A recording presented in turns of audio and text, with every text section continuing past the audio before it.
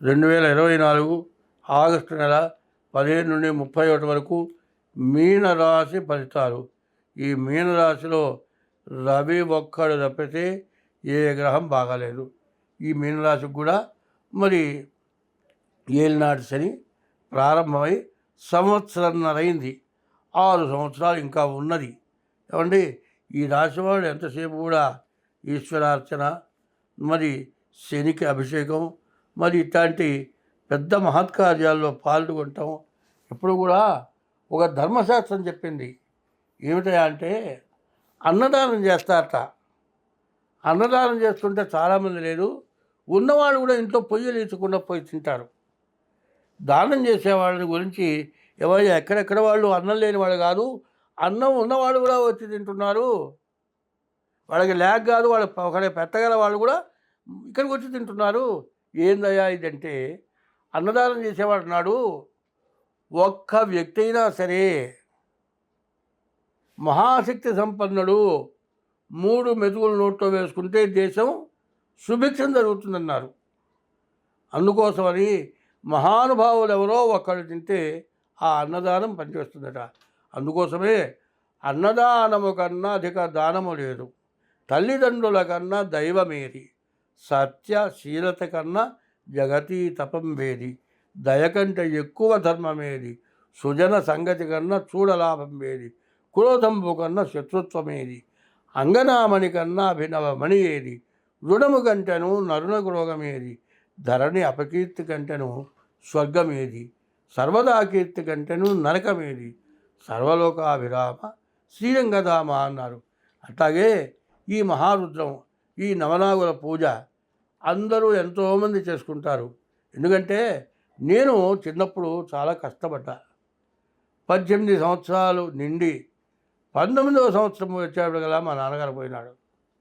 నాకు 2 అక్కలు, 2 చెల్లెళ్ళు, తల్లి ఉంది. 18 సంవత్సరాలకి ఏమి తెలివితేటలు వస్తాయండి? చాలా కష్టపడ్డా. మధుకరం అంటారు. బ్రాహ్మలు ఉపనయనం అయిన తర్వాత భవతీ భిక్షాందేహి అని అడిగిస్తారు. ఎందుకు అడిగిస్తారా అంటే, బ్రాహ్మలు కానీ రాజులు క్షత్రియులు కానీ ఉపనయనం అయిన తర్వాత గురువుగారి దగ్గర ఉండి భిక్ష ఎత్తుకొచ్చి గురువుగారిని పోషించి తను బతికి విద్య వచ్చేంత వరకు తల్లిదండ్రుల మొహం చూడకూడదట. ఎందుకు చెప్పారంటే, మహాపతివ్రతలు ఉన్నారు. మహాపతివ్రతలు ఎట్లా ఉంటారో నేను చెప్తా వినండి.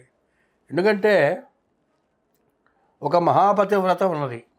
ఆమె ఎటువంటిదంటే, మొగుడు విపరీతంగా తాగుతాడండి. వాడు ఎక్కడ పడిపోతాడో తెలియదు. ఈమె కష్టపడి పనిచేస్తుంది. ఆయన పని చేస్తాడు, వచ్చినప్పుడు అక్కడే తాగేస్తాడు, అక్కడే పడిపోతాడు. ఎండలో కూడా పడిపోతాడు.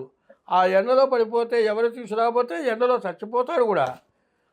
అటువంటి మనిషిని ఈ భార్య వేలుముద్దే, ఆమెకి పాపం అక్షరాలు రావు, భుజాన్ని వేసుకొచ్చి ఇంటికి తీసుకొచ్చి స్నానం చేయించి అంత అన్నం పెట్టి మంచిలో పోస్తుంది.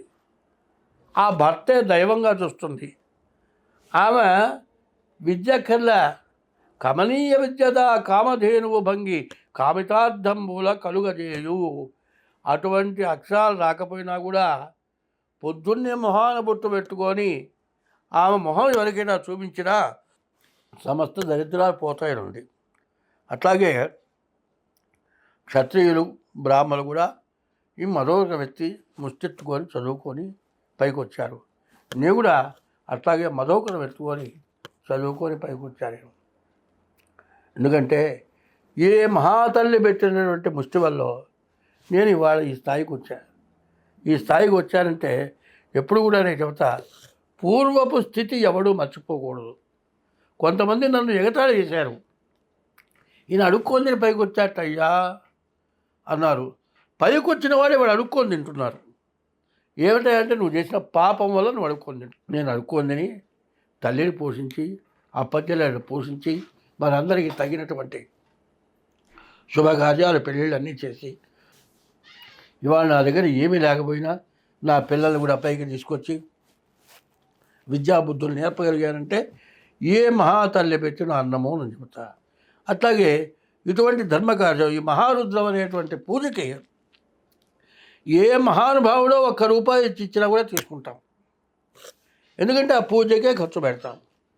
ఏ మహాశక్తి సంపన్నులో ₹1 ఇచ్చేటట్లయితే కోటీశ్వరుడు పాపం చేసి ఇచ్చిన డబ్బుల కంటే మహాపుణ్యాత్ముడు ఇచ్చిన డబ్బుల వల్ల కోట్లు సంపాదించిన వాడి పాపం కూడా పోతుంది. అంటే కోట్లు సంపాదించిన వాడి పాపం అంటే ఇవాళ పాపం అని కాదు నేనేది, కష్టపడాల్సిందే, కష్టపడితే రావాల్సిందే, కష్టపడ్డ డబ్బులే నిలవట్లేదు. పాపంగా సంపాదించే డబ్బులు అసలు నిలవు, కుటుంబం పైకి రారు. కాబట్టి ఇట్లాంటి సత్కార్యాలు ఎంతమంది పాల్గొంటే అంత మంచి ఫలితం వస్తుంది. మధుకరం అంటారు. బ్రాహ్మలు ఉపనయనమైన తర్వాత భవతీ భిక్షాందేహి అని అడిగిస్తారు. ఎందుకు అడిగిస్తారా అంటే బ్రాహ్మలు కానీ రాజులు క్షత్రియులు కానీ ఉపనయనమైన తర్వాత గురువుగారి దగ్గర ఉండి భిక్ష ఎత్తుకొచ్చి గురువుగారిని పోషించి తను బతికి విద్య వచ్చేంత వరకు తల్లిదండ్రుల మొహం చూడకూడదట. ఎందుకు చెప్పారంటే మహాపతివ్రతలు ఉన్నారు. మహాపతివ్రతలు ఎట్లా ఉంటారో నేను చెప్తా వినండి. ఎందుకంటే ఒక మహాపతివ్రత ఉన్నది. ఆమె ఎటువంటిదంటే మొగుడు విపరీతంగా తాగుతాడండి. వాడు ఎక్కడ పడిపోతాడో తెలియదు. ఈమె కష్టపడి పనిచేస్తుంది. ఆయన పని చేస్తాడు, వచ్చిన డబ్బులు అక్కడే తాగేస్తాడు, అక్కడే పడిపోతాడు. ఎండలో కూడా పడిపోతాడు. ఆ ఎండలో పడిపోతే ఎవరు తీసుకురాకపోతే ఎండలో చచ్చిపోతాడు కూడా. అటువంటి మనిషిని ఈ భార్య వేలుముద్రే, ఆమెకి పాపం అక్షరాలు రావు, భుజాన్ని వేసుకొచ్చి ఇంటికి తీసుకొచ్చి స్నానం చేయించి అంత అన్నం పెట్టి మంచిలో పోస్తుంది. ఆ భర్తే దైవంగా చూస్తుంది.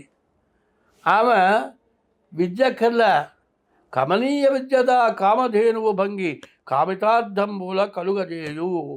అటువంటి అక్షరాలు రాకపోయినా కూడా పొద్దున్నే మొహాన బొట్టు పెట్టుకొని ఆమె మొహం ఎవరికైనా చూపించినా సమస్త దరిద్రాలు పోతాయండి. అట్లాగే ₹1 ఇచ్చినా కూడా తీసుకుంటాం. ఎందుకంటే ఆ పూజకే ఖర్చు పెడతాం.